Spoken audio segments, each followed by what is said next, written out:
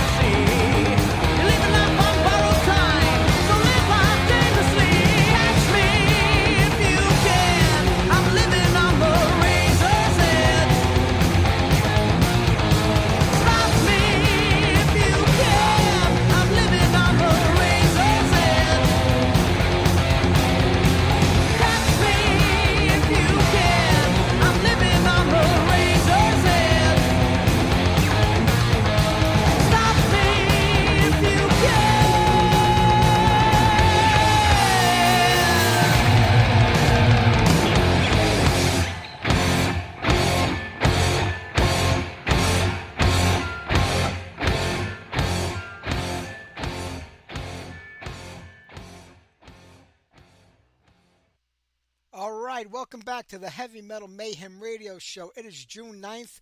It's a pleasure to be back on the air with everybody this week. Right there, Breaker with Razor's Edge. I love that album. I wish they would get back together, do more.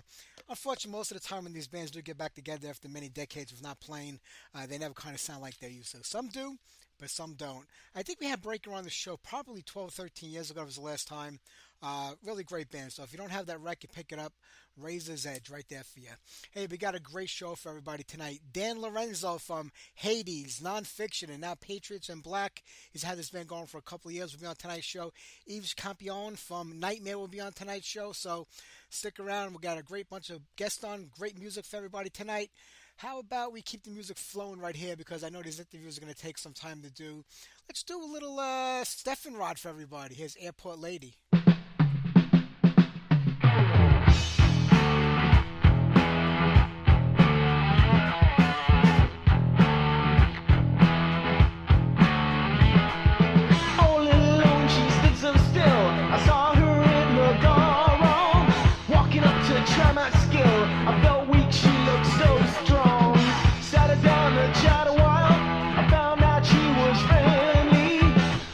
Such a nice smile, just the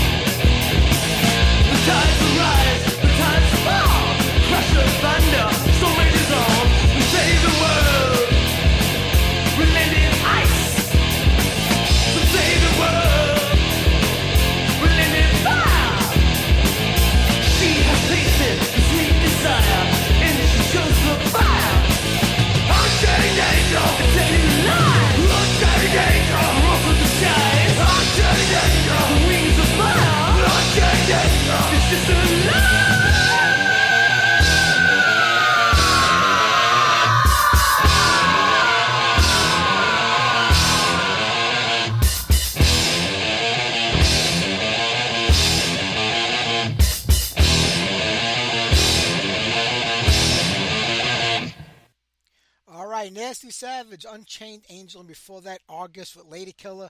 And we kicked off that set with Stephen Rod and Airport Lady.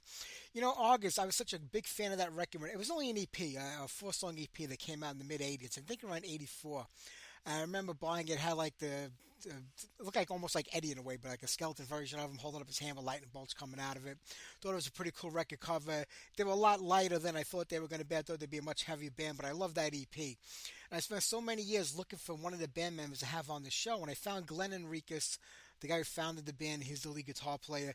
And my God, what a run around this game guy gave me for like a year. I'm like, I'd love to have you on the show. Give him the whole spiel. Yeah, I would love to be on there. Give me a call tomorrow so we could talk about it. Call him up the next day, doesn't answer the phone. Call him back, doesn't answer the phone. Send him a message. Oh, I'm sorry, I was busy. Call me this day, this time. Doesn't answer the phone. That went off like a year. Finally, I found Davey Aylor, the other guitar player in the band. I reached out to him. It's like, when do you want me on the show? I said, how about Sunday? He called in that Sunday, and I got my interview. But I mean, I don't understand. People give you such a hard time about this, and I just don't get it. I mean, the guy from Pandemonium, the guitar player from Pandemonium, gave me the same runaround like 8 or 9 years ago, and then I reached out to him again after that Metal Forces documentary came out on the Metal Massacre series, and you know, he was doing interviews on there. I said, oh, maybe he's ready to talk now. I reached out to him again. He's like, yeah, I'd love to come on the show. 6 months later, I'm still getting the runaround about setting something up. I mean, I don't get that.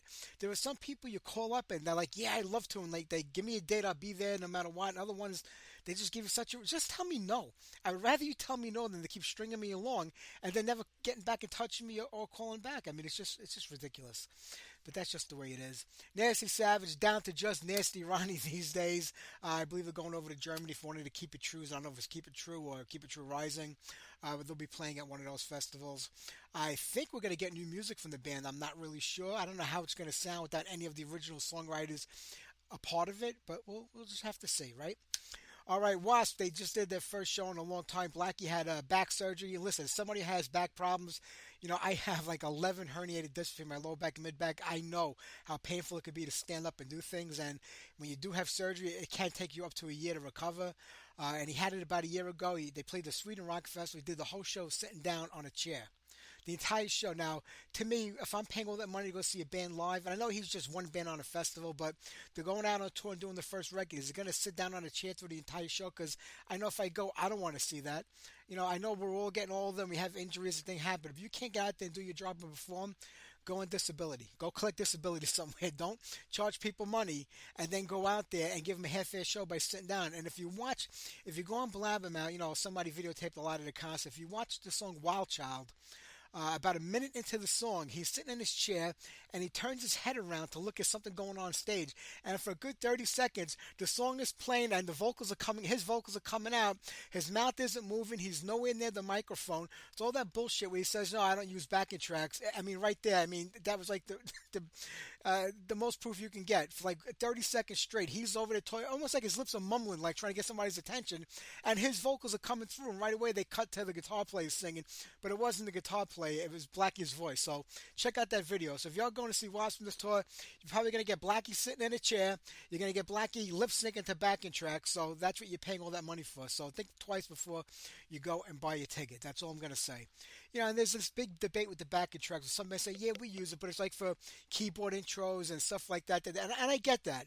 You know, if you have one or two songs with some keyboards in there, you're not going to bring a keyboard player around the tour with you and pay him all that money for when you're probably not going to make any money to begin with. So you use the backing tracks when there's, you know, vocal intros and stuff like that. I get it. Maybe if there's big choruses, using something in the background, I'm fine with that. But when the singer is up there, I want to hear that singer singing. I don't care how bad it is, how good it is. Say what you want about Sebastian Bach. I talk a lot of shit about the guy. You see the guy live, he can hit a lot of those notes, has a lot of bum notes, but he goes out there and he does it live. You know, regardless of how you feel about him. I don't feel too well about that guy to begin with, but that's just the way it is, right? Okay. Christian, last week said to me, "Do you ever hear the band White Line from Long Island? Not the hair metal band from New York City, from Brooklyn originally back in the day, and Staten Island." And I like, yeah, but like, it's impossible to find the record. There's no songs up on YouTube, but I did have a digital copy of it somewhere in my collection. I must have traded for a long, long time ago. I found it during a week after he mentioned it to me. They had an album called The One and Only. I think it was from 1984. Why they used the name White Line was beyond me, because I think the other White Line, the more famous one with Vito Bratta and Mike Tramp, were out about the same time. Maybe these guys were out a little bit early. I'm not even sure, to be honest with you. But I think the White Line that everybody knows was out around the same time. But I did find it, Christian. So besides your request later on of Manila Road, I'm going to play a song off that album for you. It's not bad. I mean, I think if they had a better singer, they might have more success, and if they actually changed the name. But here's White Line from Long Island with Destiny.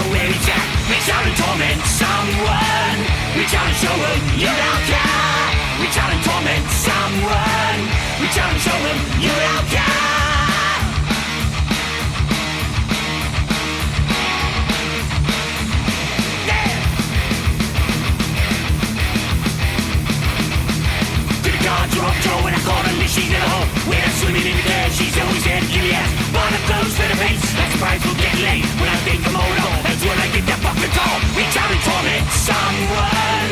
Reach out and show them you don't care. Reach out and torment someone. Reach out and show them you don't care.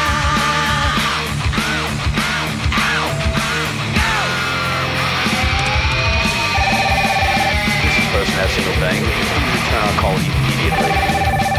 Chris, this is Nikki. Why did you call me? God, this is Piper. Let me sift you, will ya? Mr. Osborne, it's your probation officer. Reach out and torment someone. Reach out and show them you don't care. Reach out and torment someone. Reach out and show them you don't care. Reach out and torment someone. Reach out and show them you don't care. Reach out and torment someone. Reach out and show them you don't care. Ow, ow, ow, ow, ow, ow, ow, ow, ow, ow, ow. The number you have reached is not in service. This is a recording.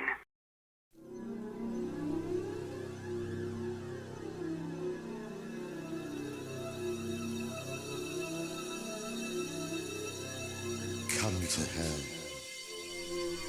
Come to hell. I'm waiting. I'm waiting here for you. Come to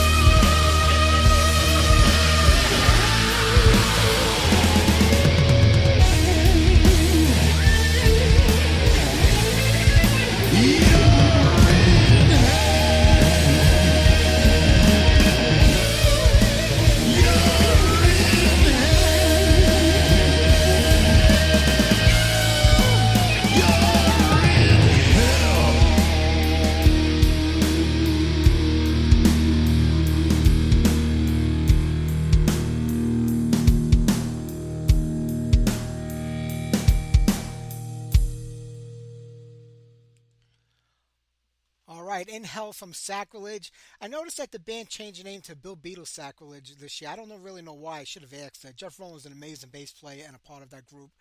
That's off the 666 record from 2015. Killer band, killer record. I'm hoping for new music. I think the last record was in 2019, so maybe this year or next we'll get new music by the band. We'll see what happens. Alrighty. Oh yeah, and right before that, Dr. Butch would reach out and torment someone. John Oliver's band from like 92 to 94 or 5. Chris Caffrey was on guitar in that band. They put out some pretty good music back in the day. I actually enjoyed them. All right, let's get on some classic Nightmare first. I love the older stuff of the band. These last 2-3 records, they definitely taken the band in a different direction.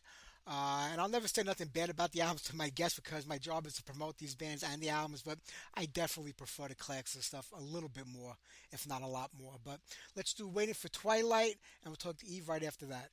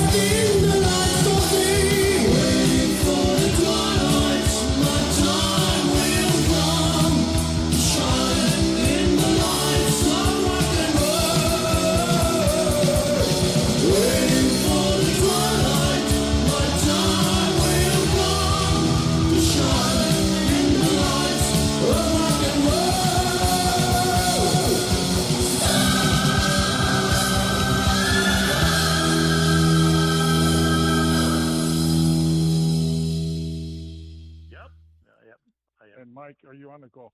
I'm here, Dustin. Yves, how are you? I'm fine, thank you very much. What about you?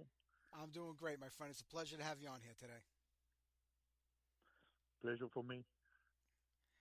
Well, listen, such a big fan of Nightmare going back to like 81. It's been a very long time. And when I think about it, it's hard to believe that the band has been back together 25 years since reuniting, not even including the 10 years you guys did it before that.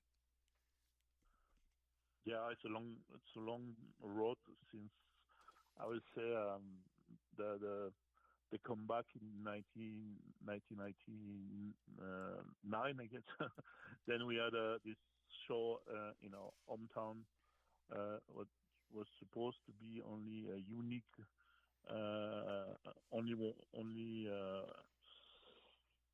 only one show, and it's become a new career from there. We signed to Napalm Records and then come back with the Cashmere Vision album in 2001. And then we had made all this long road until now with a lot of changes, of course. And but it's always something that went fine so far. So we are lucky with the results of all albums that we had, and yeah, it's a long story. Yeah, it really is. But yeah, 10 albums since getting back together in 1999. I mean, and you talk, there's been a lot of changes, and that's common with bands that have been around for this long. It just happens. Members can't stick around. Things happen. But even in the early days of the band, I mean, you went through two singers on the first two records.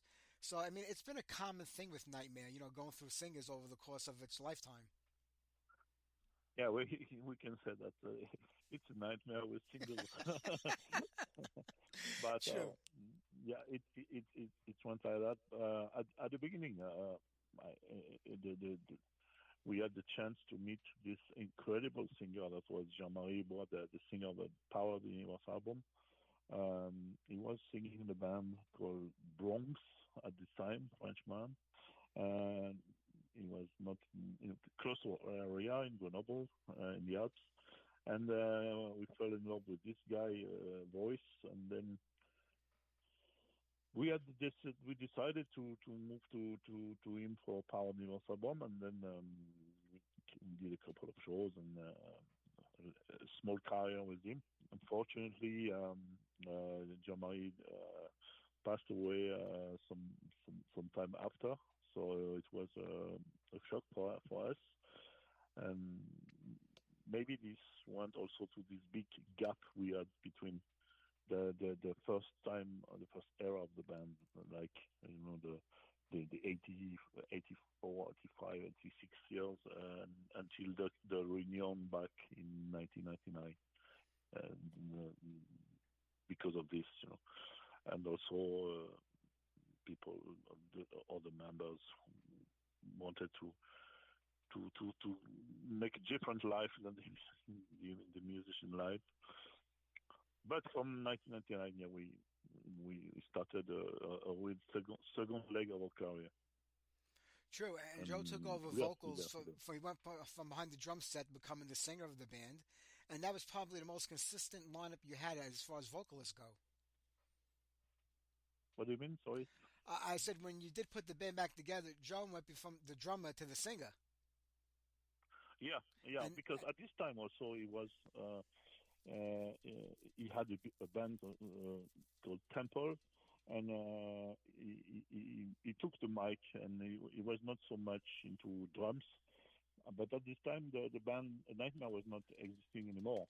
He just decided by himself to become a singer, and then it went well. And at a reunion show in 1999, it was obvious for us to have him as on vocals and not on the drums. True. So, and his brother was a drummer, much better drummer than him. So it was the key question was not on hold. Yeah. So, when you think about the very beginning of the band, 79, 1980, there really wasn't a big heavy metal scene yet. It was just starting out. Some countries were a little further ahead than others. Now I think about France, a big country, bands from all over playing, and a lot of bands went the route where they wanted to do everything in English. When you look back on your earlier demo tapes, everything was sung in French. And you had a lot of bands that did that throughout their career, like H-Bomb and Sortilege. And and ADX. So you had bands like Axe and Pride and Dum Dum Bullet and Oxen Killer who went the English route. Yeah. But when it came time for the records to you, now it's more in the mid 80s and the scenes are starting to get bigger. Did you feel like you had to convert everything to English to appeal to a wider audience? It was very interesting question, but at the time, most of the French band, and especially us, some bands that were more focused on their international career. When we signed first to Ebony Records in England, it was from the UK. They wanted to distribute the album internationally, and it just came from the label. The label told us, you cannot have an international career by singing in French. And that's why from the demo that we did in French, the four-song demo before we signed to Ebony Records, we recorded a second demo that it is very rare material that we still have, I guess, with the same song translated in English, and they wanted to see if we could sing in English, and from there we signed this contract and started our career with Ebony Records, and of course an international career because we were singing in English, and we decided to not go back to French after this. Sure. And anytime you write songs in your native language, you try to translate it or transcribe it to a different language, sometimes it just doesn't work. It doesn't sound right. It doesn't come out the same. There are different meanings, different sounds that come out. Did you have difficulty in the very beginning trying to make it, sound the way you wanted it to sound? I think everything went naturally because at the time also when we recorded the first albums, maybe Jean-Marie was better in English with the accent than the first singer, but we were meant to be singing in English, and we didn't think we could come back to French after. We really wanted to make an international career, and that was the main topic at the time. So from time to time over the years, we stick to English, and I think it fits perfectly today. Yeah, it definitely worked out for you. And, Power of the Universe, the last record the band put out in the 80s, I think was probably the album that kind of broke the band, if you want to say that, because everybody knows the band from that record, especially at that time. But things kind of fell apart, I guess, after that. A few years later, the band had broken up. So, I mean, was there a record ready to come out after Power of the Universe, or were things just falling apart within the band itself at that time, and it just didn't happen? We decided to make an album that was supposed to be called Nova Atlantis. we still have some demos on this album, and after Power Universe, and at this time we had some problems with Jamai. He was using drugs and stuff, and not a good time. Fortunately, he passed away after, and all this broke everything. It was we were not we had a small career with other singers. We had this English UK singer Tom Jackson, went to completely different lineup after Joe and with the band, but it was not Nightmare anymore, and from there we stopped to come back in 1999. But we definitely went on the wrong track. Yeah. So that's what happened. In 1999, like you were saying, it was really just supposed to be a one-show thing, and that would have been it. And when it did turn into a full-time job again and a full-time career, where did you want to go musically with the band? Because I look at, Cosmovision, Silent Room, the Dominion Gate, going through Dead Sun, and even the new record, Cryptid. You've taken the band musically, I think, in a different direction with every record. I mean, it all connects to Nightmare, that classic Nightmare, but each album stands on its own musically as something completely different than what Nightmare started out as. So when you got back together, did you just say, you know what, that was the past, we're going to do something different? Because Cosmovision, I thought, was a great mix of like a little bit of old and a little bit of new, of what was to come. And each record from there kind of just expanded on it. And the new record, I think, is your most ambitious one to date. Yeah, we wanted all the time, which is good in this band. All the time we wanted to challenge something in music, and I remember this album, Cosmovision, were a comeback album, and we had this opportunity because we worked with a really good producer from Norway, the Sylvania and Tristania producer Terry Resmus. He moved to south of France in Marseille and had a studio, sound studio in France. And we're really involved with him, and he brought us to some directions by using choirs, but real choirs, not samples like most of the band used today. We had some real choirs, classical, and this album was really we wanted to experiment a lot of stuff, and that's why it's make this album so special. With keyboards and I mean it's maybe some not symphonic but something that we were not used to do with the album from the 80s that was more classical heavy metal and old school, very old school. And from there we always started to challenge to something new. And even the concept album after Silent Room was something that was different than Cosmovision. And from album to albums, we probably had different paths for every album until today, which is something else. Also with 15 singles. And that's the main goal of this band, about experimenting all the time, without, of course, changing the style. We still play modern heavy metal or whatever you can call it, power metal. We are not playing jazz or fusion or whatever, but we couldn't, by the way. But yes, this is the main goal of the band was to experiment. We are. To expect the unexpected. That explains it perfectly, because since Dead Sun came out and the last record, now Encrypted, I think I hear symphonic metal in there, I hear some extreme metal, even a little death metal with the growling vocals here and there. You really have expanded your horizon. So, I mean, does everybody in the band kind of have the free will to write what they want, and then it comes to a consensus where you say that works, this doesn't work? Yeah, it's also a change of musicians and a change of persons, and of course you can catch what this new person has, like especially with vocalists. It's like Barbara has this kind of growling part, which when she can be compared to like Archenomy something in her vocals. So we knew that she was doing that very well, so we couldn't say, like as I told you before, we always experiment. So we wanted to try that and push her into what she can do the best. So it came out naturally with the songwriting of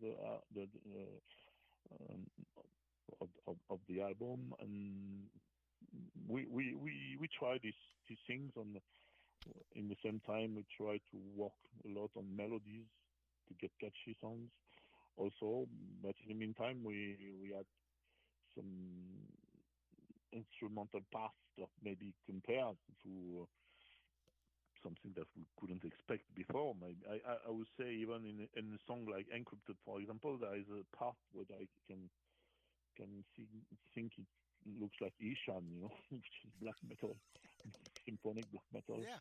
And it's something you cannot expect in like. So we tried. That's why we said it's our most ambitious album. We tried different stuff to make it interesting from beginning to the end. I hope people like it, of course, but this is our own stuff. We try to to move on to experiment different things, because also different person bring different things. That's true, and I think the biggest experiment was when Dead Sun came out, and you brought Maggie into the band. The first time a Yeah. female fronted the band after having multiple men over the years sing with the band. So, was that an intentional move where you said, "Hey, let's try it with the female fronted band this time around"? It might work better for us. We might be able to get more out of it. We wanted we talked with the label, because when the Joe and they left, it was a big shock, and it was our time also. But we didn't want to make we wanted to make something special, not something that people could compare. If we would go to a male singer, but maybe because Joe has his voice really into the Dio stuff, and he's on range, and people would have compared and say it's not good as and everything. So we said, let's do something totally different that nobody can compare, because going to a female, nobody can compare. But we wanted at the same time to have a female that sings with balls. I mean, Yeah. which was the right choice for Maggie, because she's that kind of singer that she's not a soprano singer like in Copycat or Nightwish or stuff like that. She was a heavy metal singer singing with balls, but a female. And from there, we of course went to a new direction and a new music approach, and it brings what it brings until today. True. Maggie was with you guys for a little while, then Maddie came in, and now Barbara. So you're sticking with the female-fronted music. When you look for a new singer to replace the old one, I mean, they kind of have to be able to do what the singer before them did, whether it was, the female singer or the male singer. They have to kind of recreate that classic sound of those albums that you do when you play live. So is that something you look for when you bring in a new singer to the band? Can they handle the old catalog as well as the new catalog? Of course, it's the main thing. If the singer cannot sing, I mean, from the time we went to Maggie and we recorded Dead Son, and after Maddie with Eternum, and then now Barbara, we never played so much before on all the shows.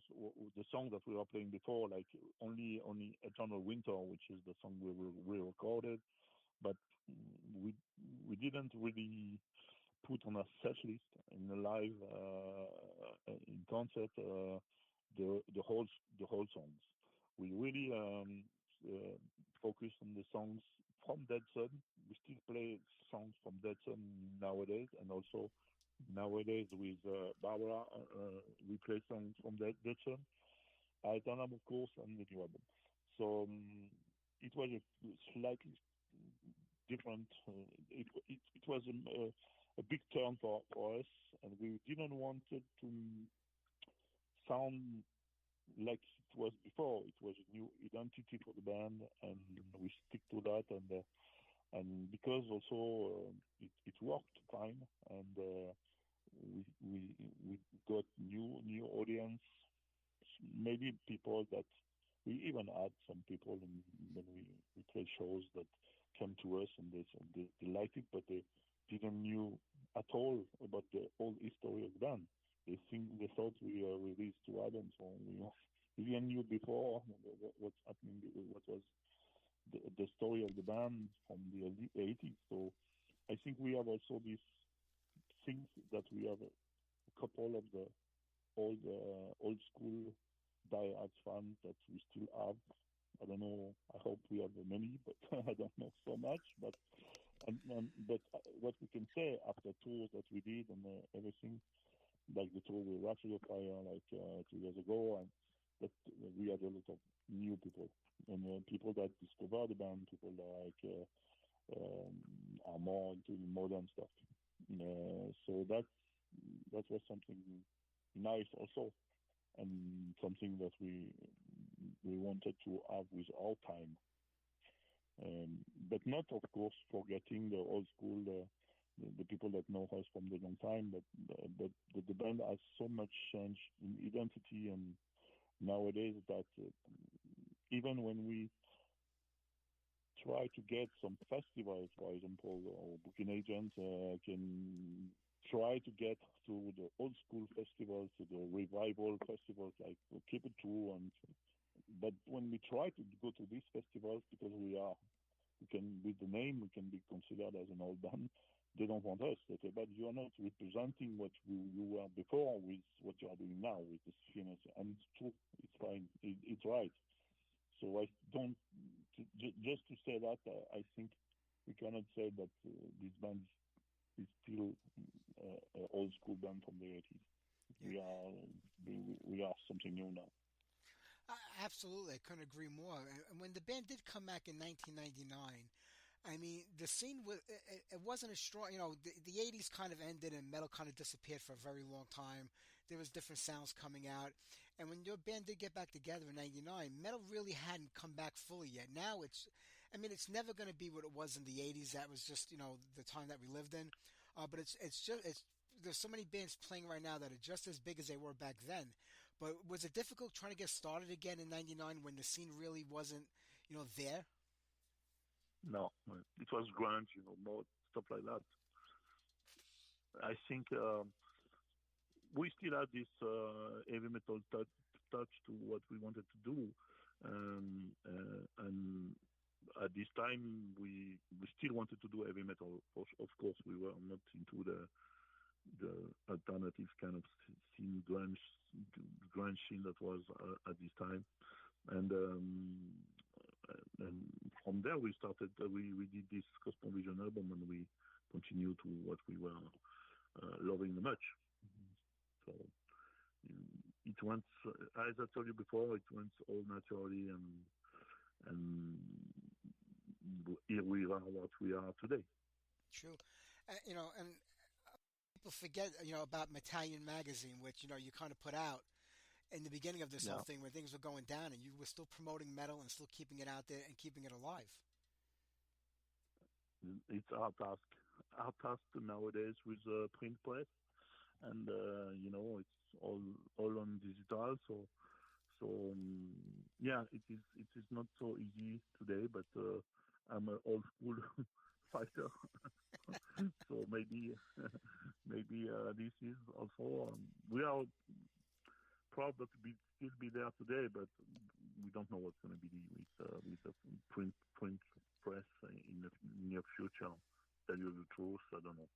That's true. It's very, very hard to. I mean, we had a huge success like back then, 10 years ago and 15 years ago. But since the social networks came out, Facebook and all this digital stuff, and then the information that you get in a minute and then you forget the minute after. This is not for print press. This is really something a different world with a different time, I think. But we have to live with the time we are living. We cannot go back to complain about what was better 10 years ago. We have to fit with our time, otherwise we are dead. That's so and very that's, true. Also the same for the band. That's for the band the same. That's why also we went to something really expanding and improving into a new direction with the band. You definitely have done that. Important. And I'm a big fan. I always have been. I always will be. Yves, I'm not going to keep you. I know it's very late there in France, but what a great job you did on the encrypted record. June 7th on AFM is the official release date. I love the version of Eternal Winter that you put on this record, with Barbara singing it. It gives us such a different take on the original version, and it's phenomenal. And it's just a great record you put out there. Do you have anything coming up in the near future that you want to mention? Well, we had a few festivals, and we're playing in Spain in July, and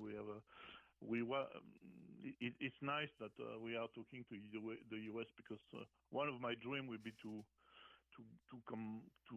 We had some contact, but it's really hard also with money and stuff. But I really hope that in next year we can manage to get to the US, maybe Milwaukee Metal Fest, if you have hold of the promoter, but we have a contact there, but we really hope we can really cross the Atlantic to go to the US. It was one of our goals that we didn't manage before, and we will see what's going to be. It's always a question of money, visas, and stuff, and we are not big enough to headline the show, but we have contacts to probably do something in the US next year, and we really, really hope that it will happen.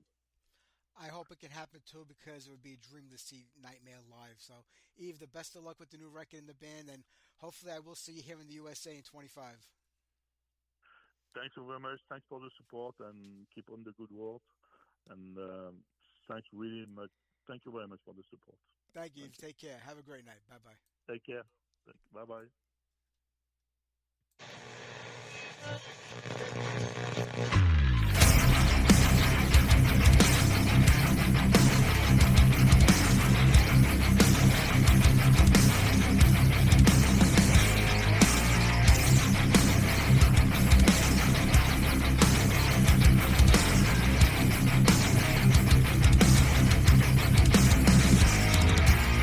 We'll be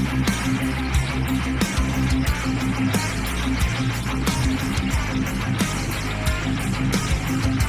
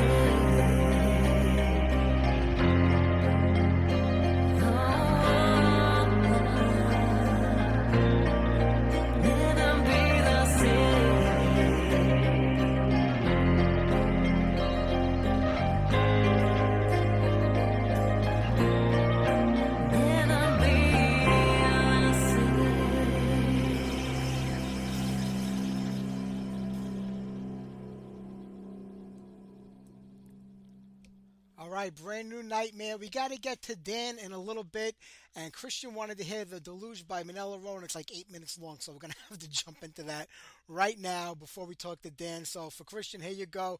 Pick out a shorter song next week.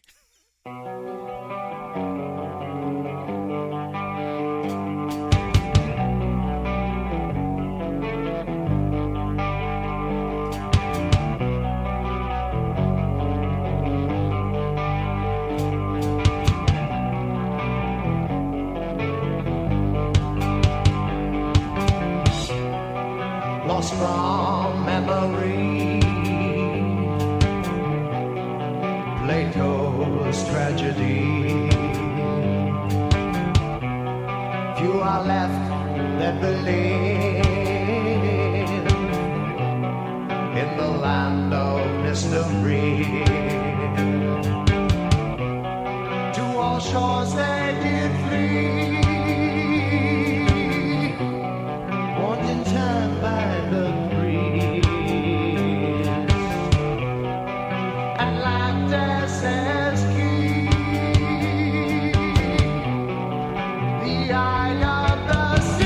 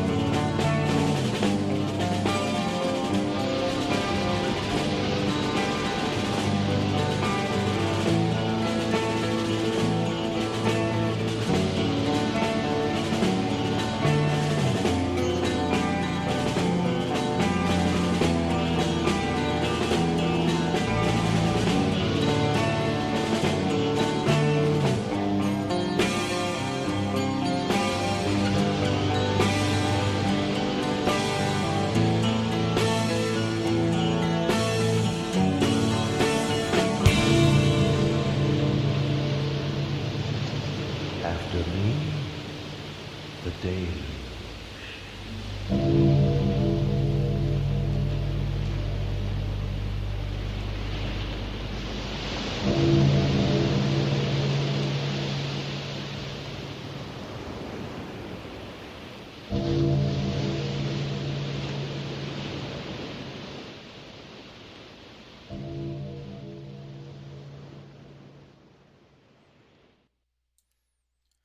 All right, there you go, Christian, the Deluge. When they talk about epic songs, that is definitely one of them. No doubt about it. All right, we're going to talk to Dan Lorenzo next. How about we play some classic 80s?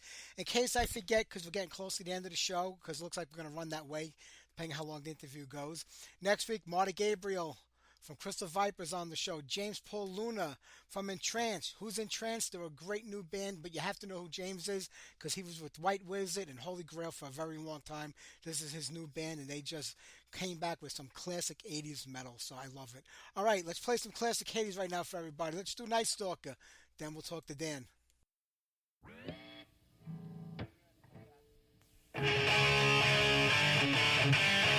Night Stalker, we're rolling anytime.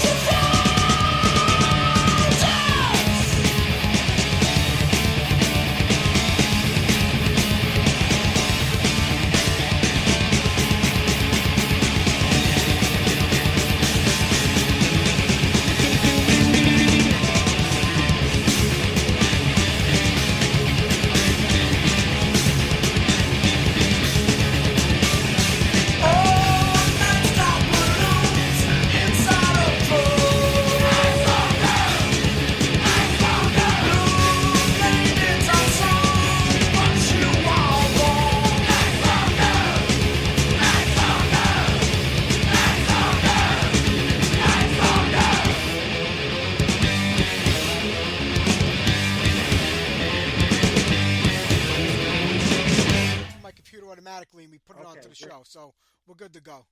Great, great. Yeah, this stuff is like beyond me sometimes. I can't figure any of these. I'm used to just picking up a phone and talking to people. Yeah, yeah. Hey, listen, it's great to talk to you today. Been such a big fan going back to the early days of Hades, and you're still doing it. You just keep on doing it. Band after band, project after project. You never run out of ideas. Well, first of all, thank you so much for saying that. And yeah, I tell you, I did have a 10-year hiatus after I did the Cursed album with Bobby Blitz in 2007. It bombed. And Blitz was kind of like, when people would ask about it, he's like, it's just a garage band. And it kind of bummed me out. So I just played basketball for 10 years, and I didn't even try and write a song, honestly. But I'm back in it now, man. You know, they brought me back in, and I did 4 Vessel of Light albums in 3 years, and then I did a couple Cassius King, and now Patriarchs in Black, 3 albums in 3 years, and I'm so obsessed with Patriarchs in Black. I can see that you've definitely put a lot more effort into this band over the last 3 years. 3 records since 2022, I think.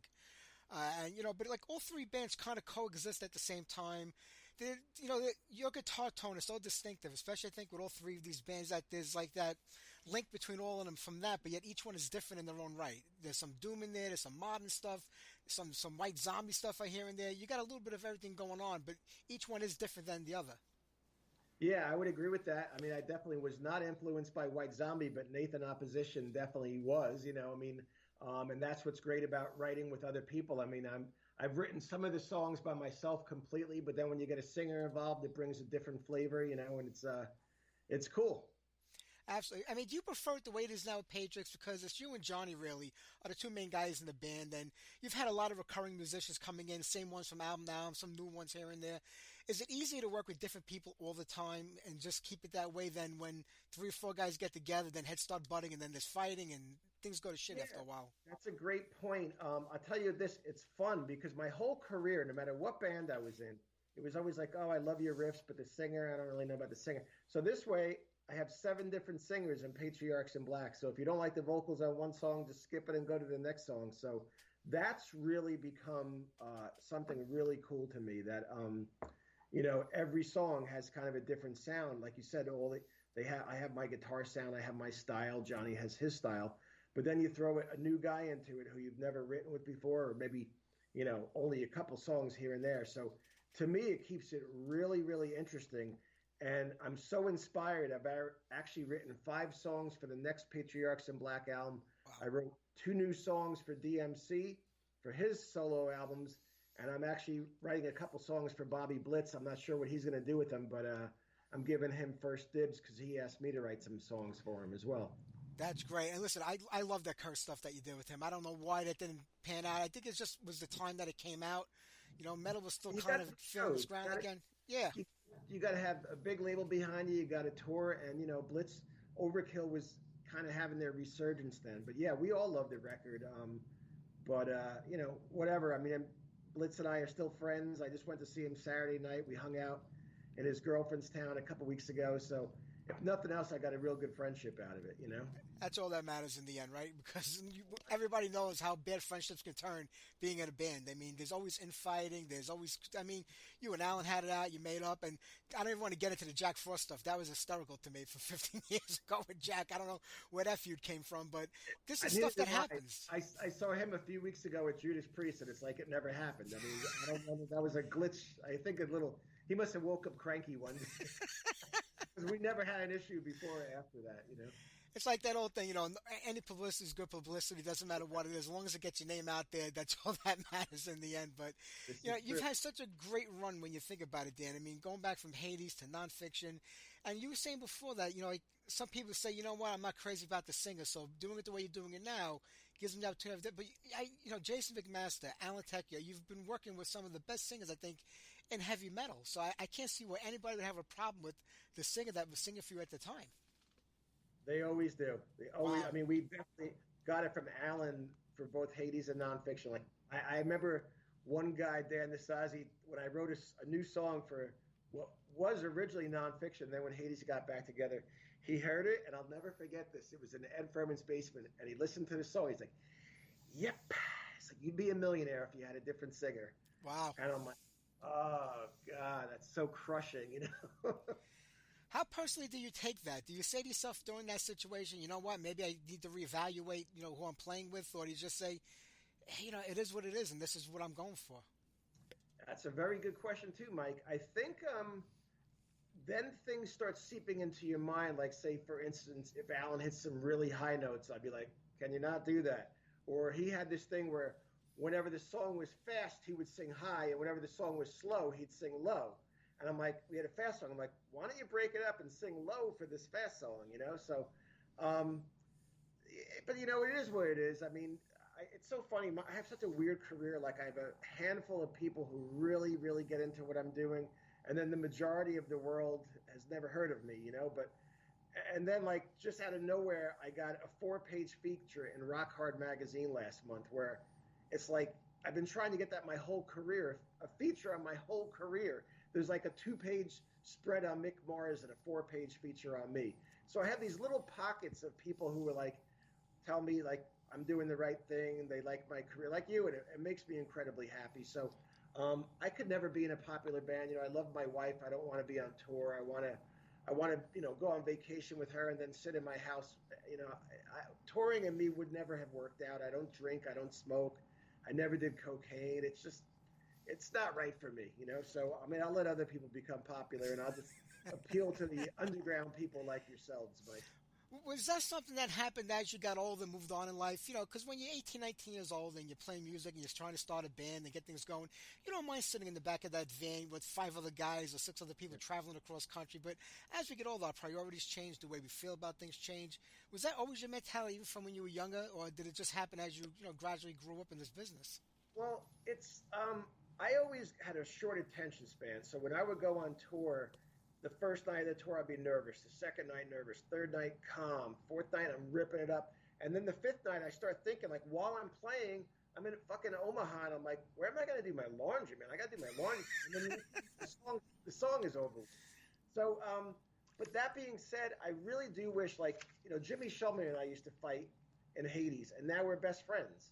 Like, if we could have all just been best friends and stayed best friends, maybe I could have done it for a lot longer. But to me, whether it's a job or a band, if you're going to give me shit, I'm out of there. Like, I'm like a child. I'm not like, there's no room for arguing. It's like, if we're like this, like 3 days in a row, just like, forget it. Like, I'm done, It's a common thing. Listen, being in a band is no different than being in a marriage. It has its ups and downs. There are days you fight with each other, days you don't. But you, like you said, if it's going to be an ongoing thing and a continuing thing, why would you want to do with it? It kind of sucks the joy out of making music, which is supposed to be fun.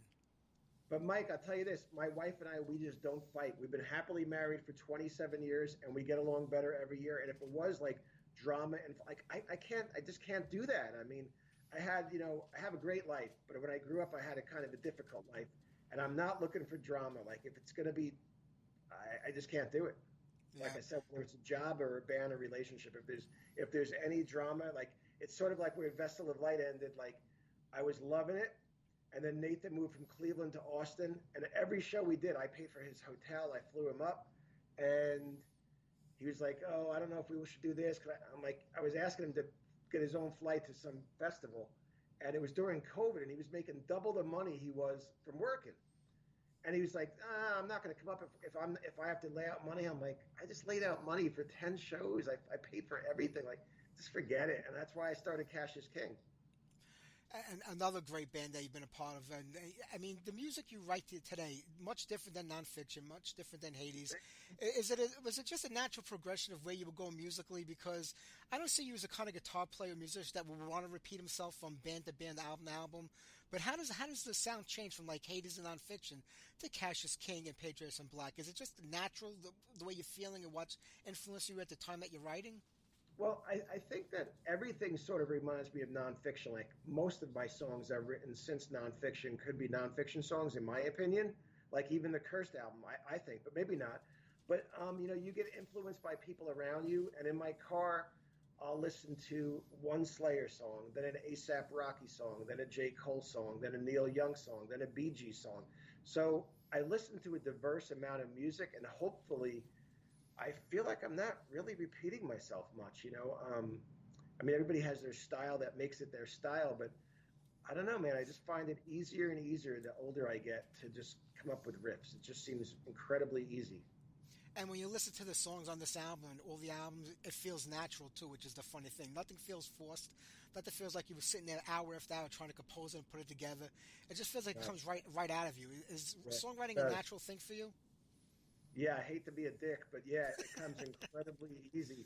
And I suck at most things in life. Like I'm a good salesman, and I think I'm a good riff writer, and that's probably where it ends. Like there's not that many things I can do well in life, Mike. So I'm happy that if I guess maybe if I could start my life over again and pick one thing, maybe I'd like to be a professional NBA basketball player, but that's not going to happen. But if I had to pick one thing to be great at, it would probably be write riffs, and I'm happy with the one gift I have.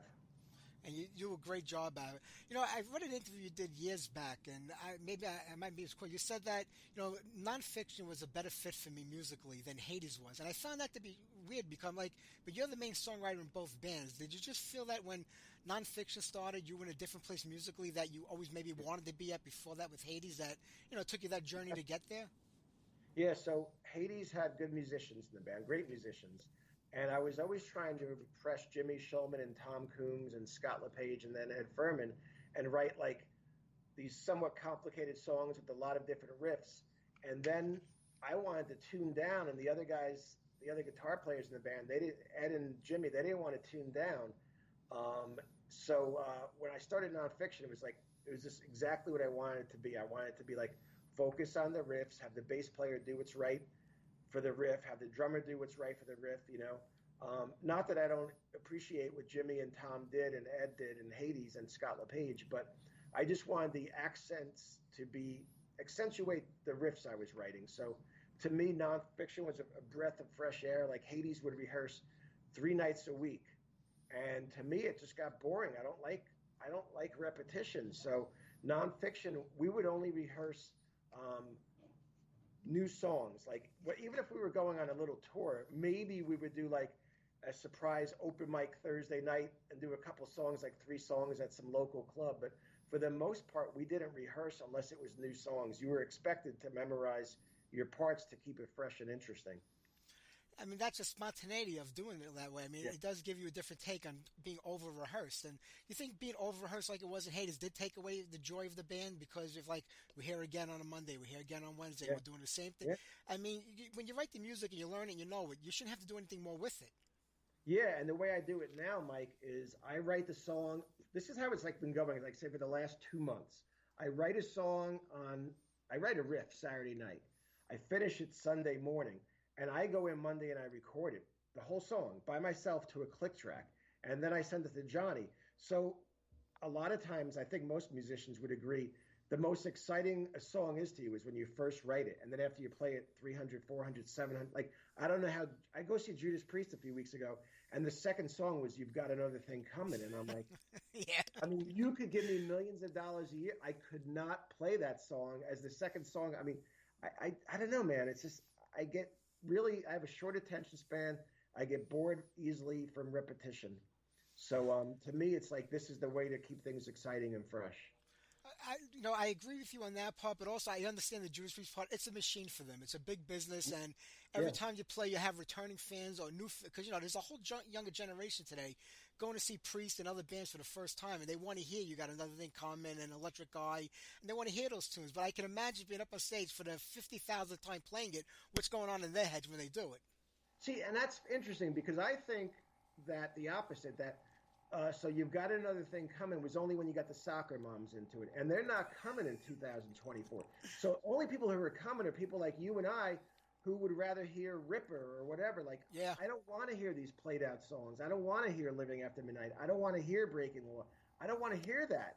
I want to hear the stuff I grew up on, the classics, I mean, I know Breaking the Law was off a great album, but I feel like the bands that are playing now, people are not going out for one song anymore. If you're going out because you really love the band. So I don't see the need to play You've Got Another Thing Coming. You think they're just concerned about the money and that they're just playing it safe? Probably, yeah. I mean, like you said, it becomes a machine. And when it becomes a machine, you say the same things every night. You stand in the same spot on stage.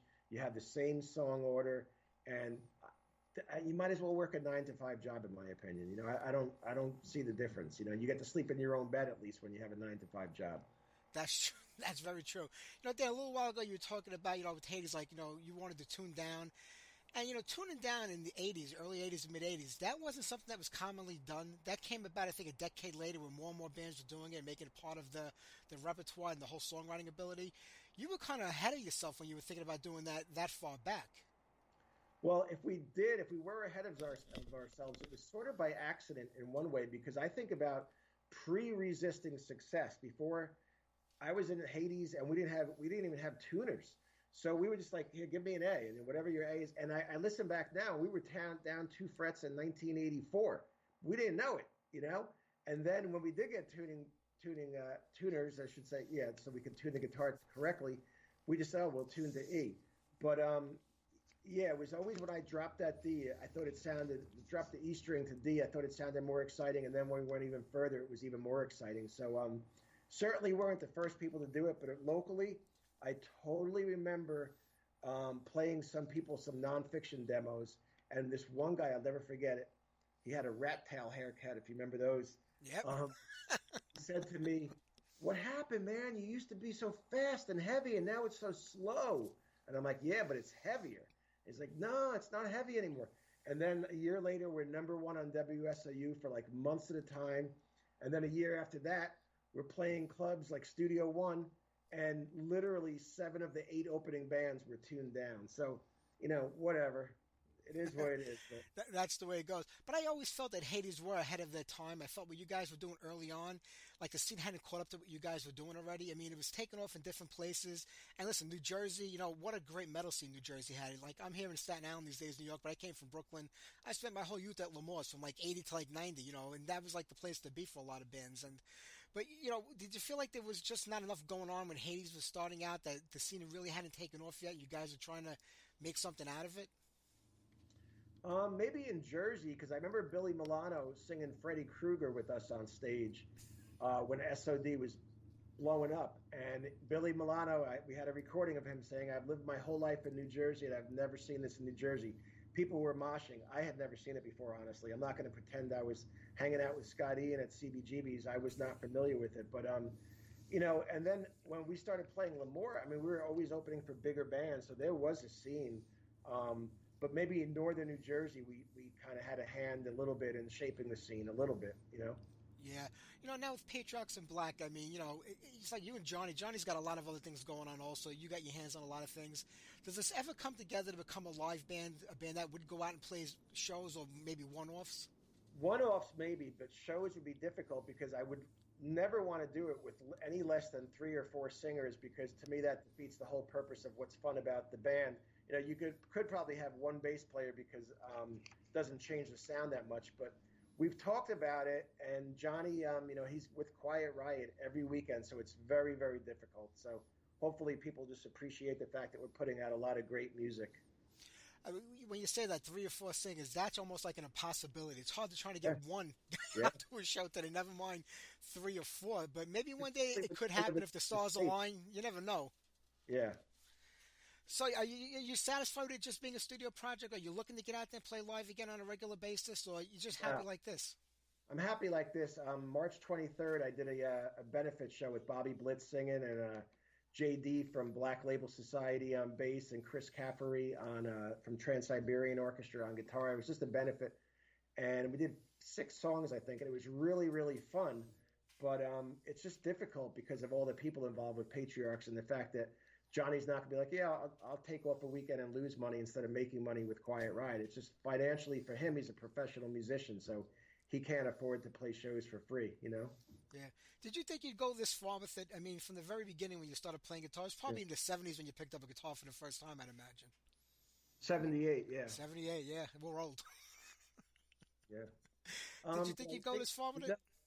I never thought I'd be playing guitar and writing songs and excited and talking to people like you at age 61. Absolutely not. You know, I mean, when Hades broke up in 1989, I wasn't sure I'd ever record music again.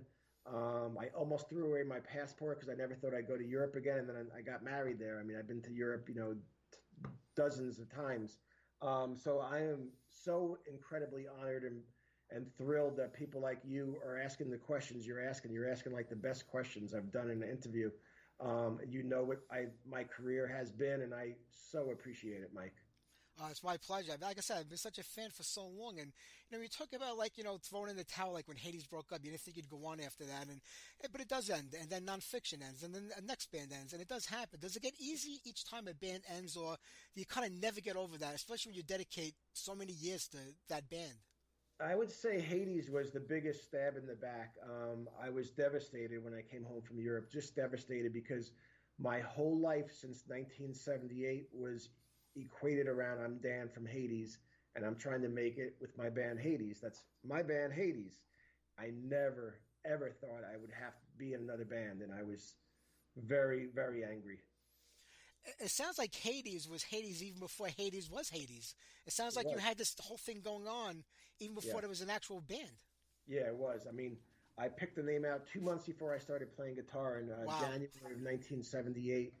And I mean, I had a laser focus. I mean, I knew I wasn't going to go to college. I knew I was going to be in a band called Hades, and I knew we were going to put out records. I mean, I did think we were going to go a lot further than we did. I never thought it was going to end so quickly and so abruptly. I'm just amazed that you had that so in your head that, I'm going to be in a band named Hades. You named it before you even got there. And you actually, but you followed through. You actually did it. You took what you said you were going to do, and you made it happen. So right then and there, that's just an amazing thing to begin with, that you took it that far. And to me, I mean, Hades had everything, in my opinion. You guys had the look, you had the sound, you had the songs. They were catchy, they were heavy, they appealed to a large audience, in my opinion. But shit just happens sometimes, and nobody could put their finger on it, I don't think. Yeah, I wish you got to send me a link to this, because Jimmy Shulman will be really happy with what you just said. We were kind of a real band for a few minutes there, right?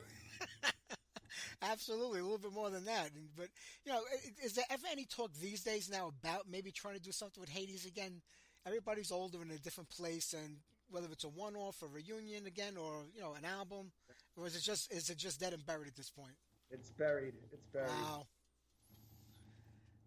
That was like putting a knife in my heart. I kept thinking that there might be hope one more day, one more time I see you guys live before I leave this planet. Probably records out there that nobody even knows about. Like, do you know about Hades Exist to Resist? It just came out. Of course. Okay. Yeah, so, I mean, that part of my life is over with, and I'm really excited about Patriarchs in Black right now, Well, it really is a thing. I mean, you did such an amazing job on this record and on the last two before it. I know you said you got like 5 songs done for the next one.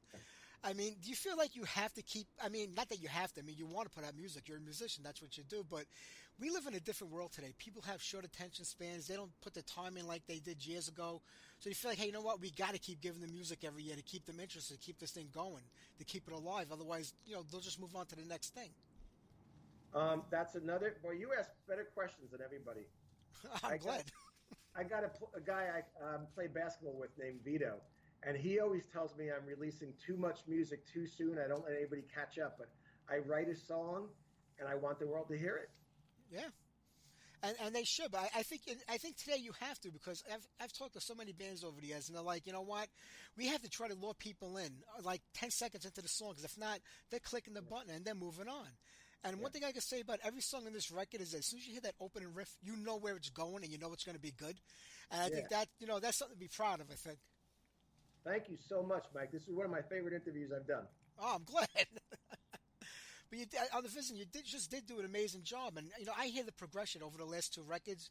I feel like you're more comfortable now than you were 2 albums ago, and that you kind of know what you want from this music. Yeah, I love the first album. I love My Veneration. I love the new album. People tell me it keeps getting better, which is, sure, it's great. But I was very proud of Reach for the Scars as well. But yeah, it's just for whatever reason, the new album, Johnny and I, it was really, really smooth. That's great. Next record, looking to work with the same people again outside of Johnny, or are you looking to bring somebody different in? How does it work with the singers? Do you write specifically for who you know is going to sing on a song, or do you write and then let them go at it and see who does a better job on it? No, I write a song and I'm like, who's a good one to give this to? And when I write a song, I generally will hear everything. Now, it might change from what I hear in my head. And I never give the singers melody lines unless they ask me for it. I don't give them lyrics unless they ask me for it. But the song is the song in my head, and then I hear I'm like, okay, this song's for Carl. This song's for Mark Sunshine. It's in there, you know? And I didn't think I wanted to do another record with the Cursed, and I probably am not, but I Blitz said, hey, what about, we're just talking about writing together again. So then I wrote a song. I'm like, I hear Blitz. And then I wrote another song. I'm like, I hear Blitz on this one as well, So I sent it to him. I told him he has right of first refusal. If he doesn't want to sing them, I'll give it to Patriarchs in Black. But the first song I sent him, he's like, that's a great song. I'm like, yeah. Thank you. I'm sure it is. When you have it in your head how you want it to sound, and you say it's going to go to this one or that one or this one or that one, when it does come back to you, if it doesn't sound the way you had it in your head, do you say try again, or do you say, you know what, this is better than I thought? My first, and I have an initial wave of disappointment. I'm like, fuck.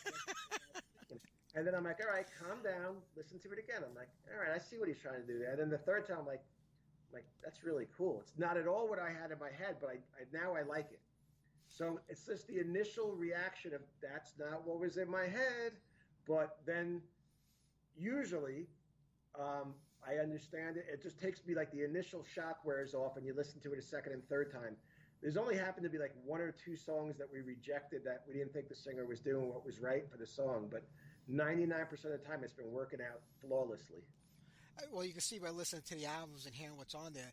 Is it hard for them to win you over when you feel like that? When you say, hey, nah, I'm a little disappointed right now. How hard is it for that singer to win you over? Say, listen, go at it again. Listen to it again. Listen to it again. No, they never said that to me. I just, after they said it to me, I make sure I listen to it a few times. But sometimes the singer will do whatever. I'm like, oh, my God, that's perfect. Like Heart of Spite by Rob Traynor from Blackwater Rising. The second I heard it, I'm like, oh my God, that's so perfect.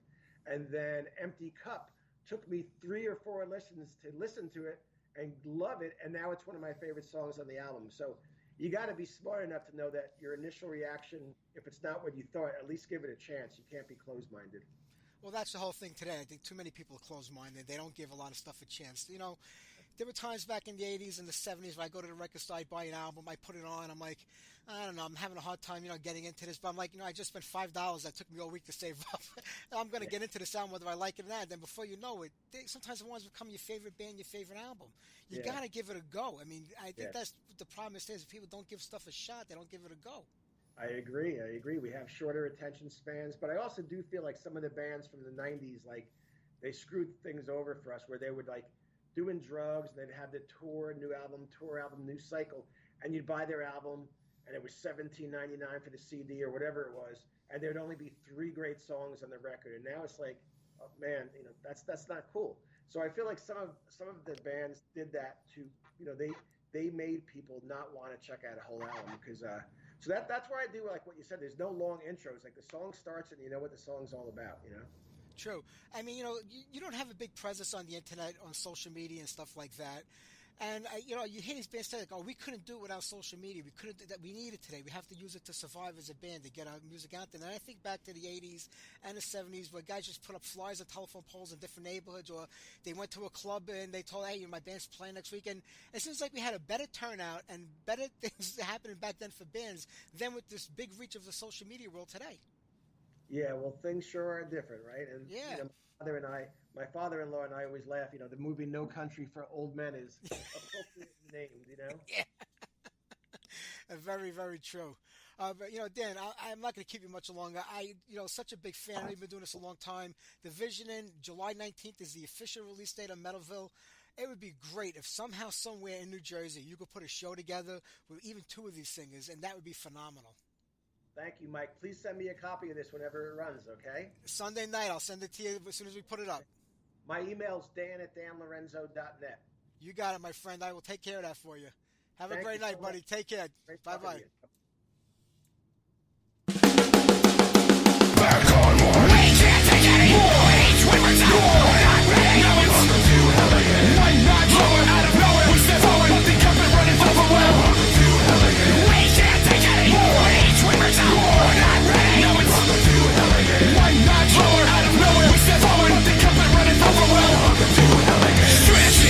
No warmth, no affection. Less minus less equals stress and deflection. The depths in the head.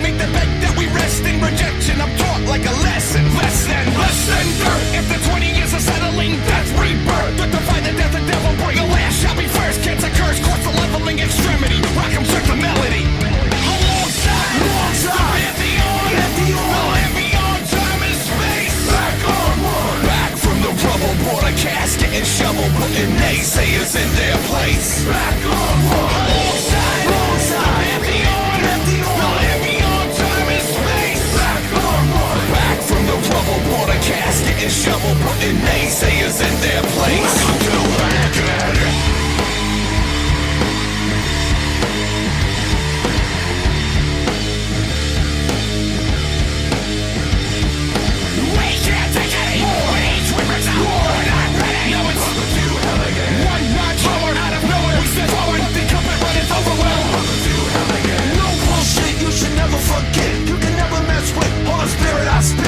Yes, I'm yelling it, and I'm telling it, the place you're dwelling in. Welcome to hell again. I rock the heavenlies and the seven seas. I am the hip-hop y'all could never be. Onyx, slamming it, jam master jamming it, the master planning it. Bring it, I can handle it. Alongside, empty on time and space. Back on one, back from the rubble, water casket and shovel, putting naysayers in their place. Back on one, alongside, empty on time and space. Back on one, back from the rubble, water casket and shovel, putting naysayers in their place.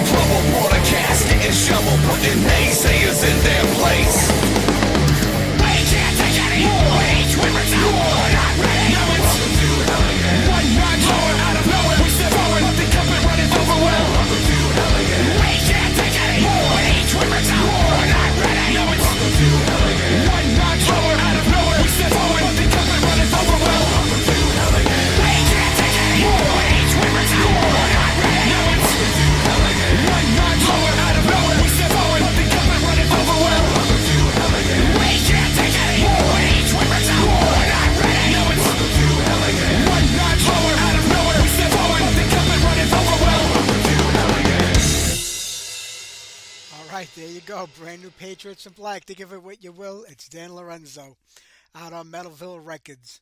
All right, we're going to wrap things up here tonight. I want to thank Dan and Yves for being on tonight's show. Don't forget to tune in next week. James Paul Luna from Entranced, Marta Gabriel from Crystal Viper. How about we wrap it up here tonight with some classic metal, Venom, Raise the Dead. I darkly raise the dead.